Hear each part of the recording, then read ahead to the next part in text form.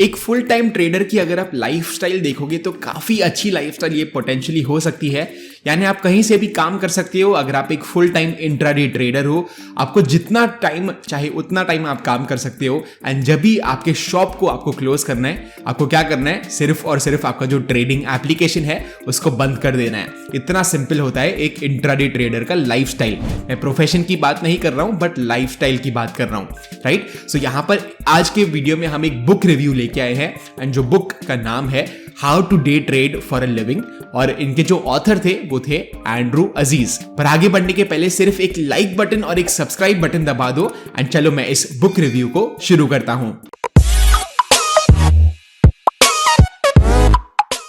So guys, intraday trading का अगर मैं प्रॉफिटेबल स्टाइल बताऊं तो बहुत ही ज्यादा सिंपल है। आपको 9:15 टू 3:30 का टाइम मिलता है जहां पर मार्केट ओपन होता है। आपको यहां पर एक स्टॉक को खरीदना है, एंड जैसे ही ऊपर चले जाए वो स्टॉक, उसको बेच देना है। काश इतना सिंपल होता है इंट्राडे ट्रेडिंग या overall trading in general, right. तो यहां पर हमें डेफिनेटली एक गाइडेंस की जरूरत है, स्पेशली फ्रॉम ऐसे ऑथर जैसे कि एंड्रू अजीज। ये एक कनेडियन इन्वेस्टर और ट्रेडर है, एंड इनका काफी अच्छा रेप्यूटेशन है, एंड ये जो बुक है वो एक बेस्ट सेलर है। तो डेफिनेटली आपको इनके पॉइंट्स के बारे में, इनके जो लर्निंग्स है उनके बारे में जानना चाहिए इस बुक के थ्रू। इन्होंने यहां पर हमें अराउंड 10 to 11 रूल्स दिए थे इंट्राडे ट्रेडिंग के लिए, जो मैं आप सभी के साथ शेयर करने वाला हूं। तो पॉइंट बाय पॉइंट फॉर्मेट में जाएंगे, आप भी इजिली समझ पाओगे इन पॉइंट्स को। सो चलिए एक फर्स्ट पॉइंट से मैं शुरुआत करता हूं, and that is day trading is not a strategy to get rich quickly. काफी बार जो हम इंट्राडे ट्रेड्स लेते हैं, हमको क्या लगता है कि यार चलो मैं थोड़ा सा लेवरेज यूज करूंगा। इक्विटी में अभी भी लेवरेज मिलता है, एंड फ्यूचर्स एंड ऑप्शंस में तो जो इनबिल्ट लेवरेज है वो तो है ही। तो हमें क्या लगता है कि चलो मैं एक ऐसा ट्रेड लेता हूं जहां पर मैं काफी लेवरेज ले सकता हूं। इक्विटी में 5x लेवरेज मुझे देखने को मिलता है, तो अगर मैं 10,000 रुपए डाल के 50,000 के पोजिशन लूंगा, मुझे काफी अच्छा प्रॉफिट हो सकता है अगर मेरा स्टॉक जो है खरीदने के बाद ऊपर चले जाता है। 6 घंटे का ही काम है, तो मैं लेवरेज लेके क्विकली प्रॉफिट करने की कोशिश करता हूं, और मैं उस ट्रेड से प्रॉफिटेबली एग्जिट करने की कोशिश करूंगा। बट ये वंस अगेन थोड़ा सा डिल्यूजनल होता है। आपको ये ध्यान में रखना है कि ये जो ट्रेडिंग का बिजनेस है, इसको आपको बिजनेस जैसे ही समझना है। तो जब भी मैंने ट्रेडिंग को मेंशन किया है, मैंने ऑलवेज बिजनेस का नाम भी उसके साथ साथ किया है। जो भी वीडियोस को अगर आप देखो, तो यहां पर एक्चुअली आपको इतना फोकस रखना है कि ये आपका सोल बिजनेस है। अगर आप साइड बाय साइड कर रहे हो, बिल्कुल भी फोकस नहीं कर रहे हो ट्रेडिंग में, बहुत ही ज्यादा डिफिकल्ट होगा एक सक्सेसफुल इंट्राडे ट्रेडर बनना। तो दैट वाज हमारा फर्स्ट पॉइंट। सेकेंड पॉइंट की अगर मैं बात करूं तो it is day trading is not easy. तो ऑथर ये बोलते हैं कि इतना आपको सिंपल लगता है ट्रेडिंग, जो कोई भी आ जाता है आजकल। तो ट्रेडिंग में अगर आप देखोगे, आप आई एम प्रीटी श्योर आपके कोई फ्रेंड्स ने भी ऐसे ही चालू किया होगा ट्रेडिंग। अगर मैं मेरे फ्रेंड की बात करूं तो ये रियल लाइफ एग्जांपल मैं आपको देता हूं। तो यहां पर मेरे कॉलेज का फ्रेंड था, एंड उन्होंने क्या किया, उन्होंने थोड़ा सा पैसा डाला। उन्होंने around if I am not wrong 20 to 30,000 rupees डाला, एंड यहां पर वो इंट्राडे ट्रेड्स लेने लग गए विदाउट एनी नॉलेज। तो उनको कुछ बेसिक नॉलेज भी नहीं था, क्या फंडामेंटल नॉलेज भी नहीं था, टेक्निकल नॉलेज भी नहीं था। सो यहां पर क्या हो रहा था कि चलो स्टार्टिंग में for some reason market beginners luck सबको देता है, एंड उन्होंने 25,000 या 30,000 जो उनका कैपिटल था, उसको काफी अच्छे से 10-15 हजार का प्रॉफिट कर लिया था। तो यहां पर क्या हुआ कि चलो ट्रेड करते जा रहे हैं, बट उनको की इवेंट्स के बारे में नहीं पता था। एंड ये जस्ट हाइपोथेटिकल एग्जांपल मैं दे रहा हूं, स्टॉक का नाम तो मैं बता रहा हूं, but no sort of recommendation और एनीथिंग। तो यहां पर क्या हुआ था, आरबीआई पॉलिसी का डे था, एंड यहां पर वो बैंक में ट्रेड कर रहा था, फेडरल बैंक में वो ट्रेड कर रहा था।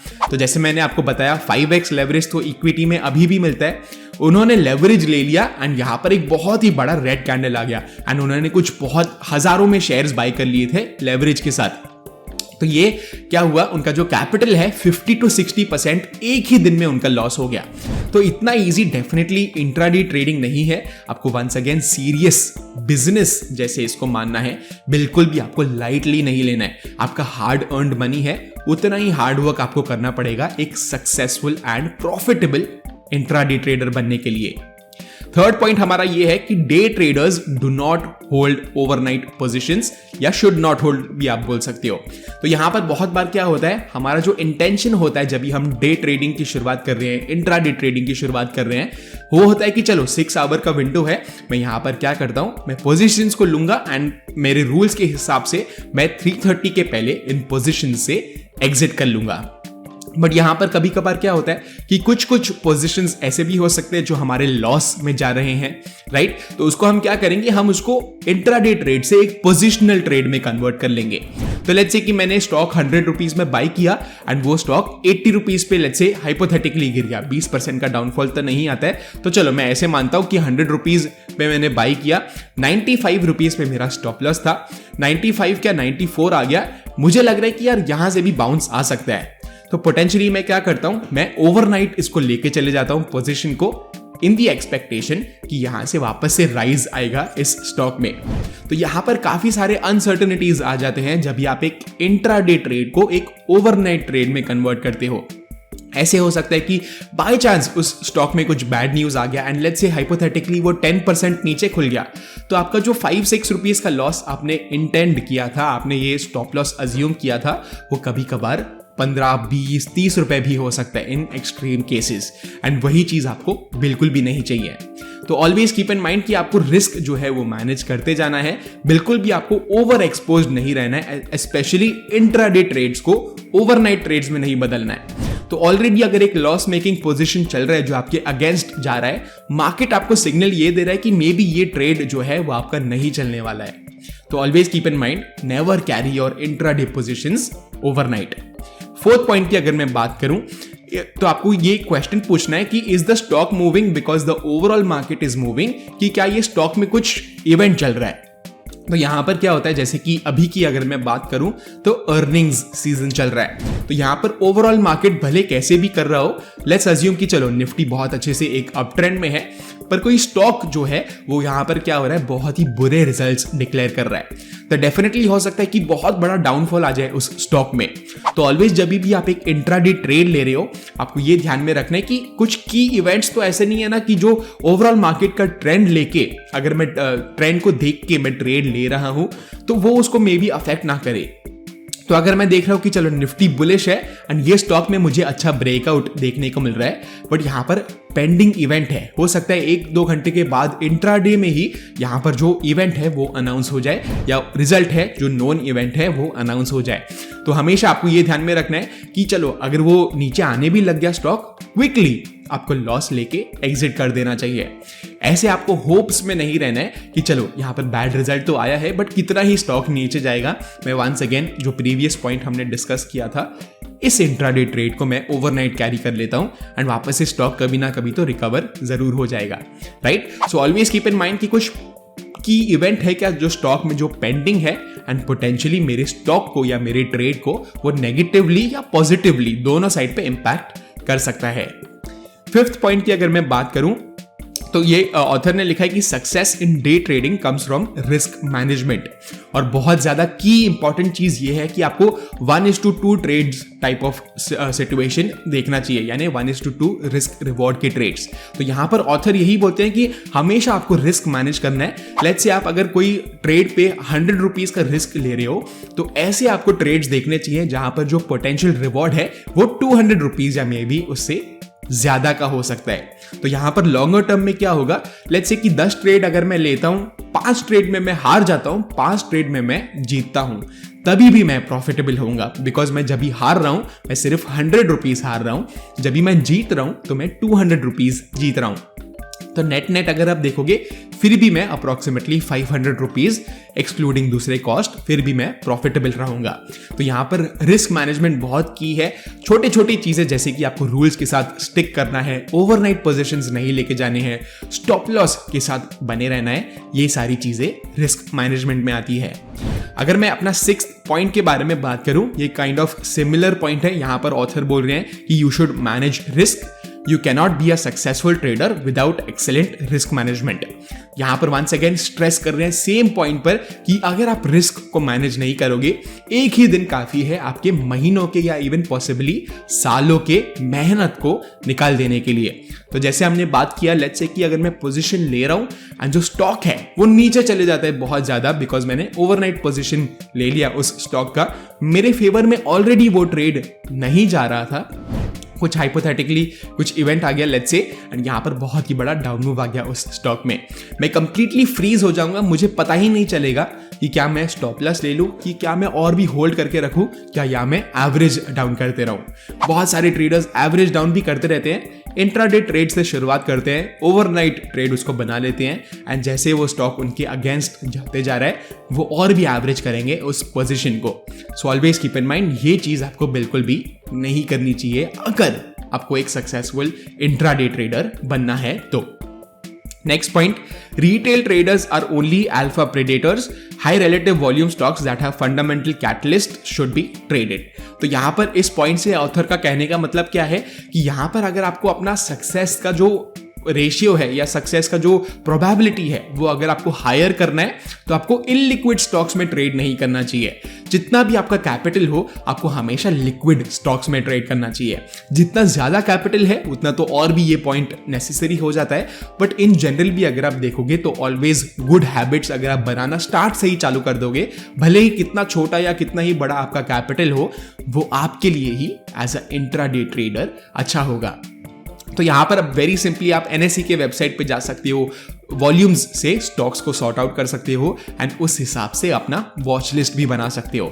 तो अगर आप इनलिक्विड स्टॉक्स में ट्रेड करोगे, ऐसे हो सकता है कि आपका जो प्रॉफिटेबल ट्रेड भी है वो आपको बरोबर एग्जिट ही नहीं मिलेगा, तो आप प्रॉफिट को बुक कैसे करोगे, राइट?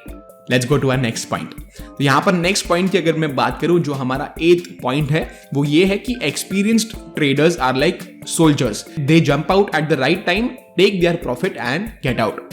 तो सोल्जर्स की अगर मैं बात करूं, उनका एक सिंपल मिशन होता है कि चलो यहां पर कुछ अटैक करना है या यहां पर कुछ डिफेंस करना है, दोनों में से एक चीज हो सकती है, वही उनका मेन फोकस है। अगर वो अटैकिंग कर रहे हैं तो वो पूरा अपना जान दे देंगे एंड हो सकता है कि बहुत अच्छे से अगर वो लड़े दूसरे आर्मी के साथ तो वो हासिल करें विक्ट्री को। सेम वेज हमारा जो ट्रेडिंग का स्टाइल है वो भी ऐसे ही होना चाहिए। बिल्कुल भी हमें किसी और चीज पे फोकस नहीं करना है कि मुझे इतना अमाउंट लेके आना है अपने अकाउंट में या उतना अमाउंट लेके आना है। सिर्फ और सिर्फ ये ट्रेड इन द मोमेंट हमें रहना है, इस ट्रेड को हमें जीतने की कोशिश करनी है विद प्रॉपर रिस्क मैनेजमेंट। तो कभी कभार ऐसे भी हो सकता है कि मैं बैटल को हार जाऊं, यानी एक ट्रेड को हार जाऊं, पर ओवरऑल वॉर जो है वो मैं फिर भी जीत सकता हूं, राइट? तो ओवरऑल वॉर क्या है इस केस में, 1 मंथ या 6 मंथ्स का अगर आप होराइजन लोगे वो वॉर है, बट बीच बीच में एक एक जो बैटल होगा, एक एक जो ट्रेड होगा, उसको आपको जीतने की जरूरत नहीं है, एज लॉन्ग एज आप ओवरऑल वॉर जीत पा रहे हो।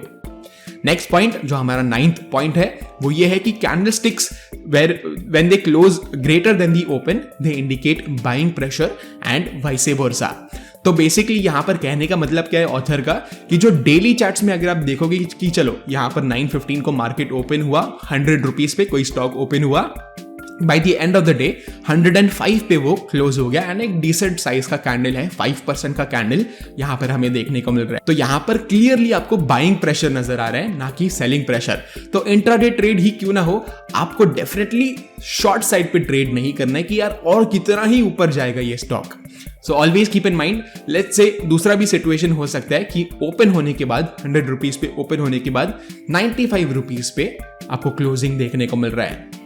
अगेन आपको बाइंग पोजीशंस इंट्राडे ट्रेड्स में इनिशिएट नहीं करना चाहिए फॉर द सिंपल फैक्ट कि यहां पर जो आपका जो ट्रेंड है वो आपके अगेंस्ट चल रहा है। 10th पॉइंट की अगर मैं बात करूं तो ऑथर का मानना यह है कि indicators only indicate, they should not be allowed to dictate. तो यहां पर लेट्स से कि कुछ पेंडिंग इवेंट है पर आपका इंडिकेटर बोल रहा है कि चलो आपको बाय कर देना चाहिए फुल पोजीशन साइज के साथ, बिकॉज इंडिकेटर को तो पता नहीं है कि कुछ इवेंट आपके पोजीशन को इंपैक्ट कर सकता है। ऐसे भी हो सकता है कि कुछ अनसीन इवेंट आ गया एंड यहां पर इंडिकेटर आपका फिर भी बोल रहा है कि आपको तो ट्रेड करना ही चाहिए। लेट्स से हाइपोथेटिकली कुछ बड़ा सा ब्लैक स्वॉन इवेंट हो गया, इस केस में क्या हो सकता है, ब्रोकर्स पे काफी ज्यादा प्रेशर आ सकता है एंड हो सकता है कि आपका जो ब्रोकर है, कोई भी ब्रोकर आप यूज कर रहे हो, वो हो सकता है थोड़े टाइम के लिए उसका सर्वर जो है वो थोड़ा सा जैम हो जाए या यहाँ पर काम करना थोड़े टाइम के लिए बंद कर दे, बिकॉज बहुत ज्यादा जो पैनिक आ जाता है मार्केट में, राइट? तो यहाँ पर आपको डेफिनेटली उस समय पे ट्रेड नहीं करना चाहिए एंड ऐसे नहीं मानना है कि चलो ये इंडिकेटर ने मुझे ट्रेड दिया ही है तो मुझे इंट्राडे ट्रेड लेवरेज लेके मुझे लेना ही है, बिकॉज यहाँ पर मेरे रूल्स ब्रेक हो जाएंगे, राइट? सो कभी कभार ऐसे सिचुएशन में जहां पर आपके कैपिटल को बहुत चोट पहुंच सकती है, आपको डेफिनेटली वो सिचुएशंस में बिल्कुल भी पार्ट नहीं लेना चाहिए। ये था बुक रिव्यू इस बुक का, यानी जो how to day trade for a living, जो एंड्रू अजीज ने लिखी थी। होपफुली आपको कुछ वैल्यू मिली इस बुक से एंड इंट्राडे ट्रेडर अगर आप हो, आई एम प्रीटी श्योर आपको थोड़ा सा वैल्यू जरूर मिला होगा। अगर आपको जेन्युइनली वीडियो पसंद आया, make sure to smash the like button and subscribe भी कर दो चैनल को अगर आपने ऑलरेडी नहीं किया है तो। और मैं आपको मिलता हूं अगले वीडियो में। Bye bye.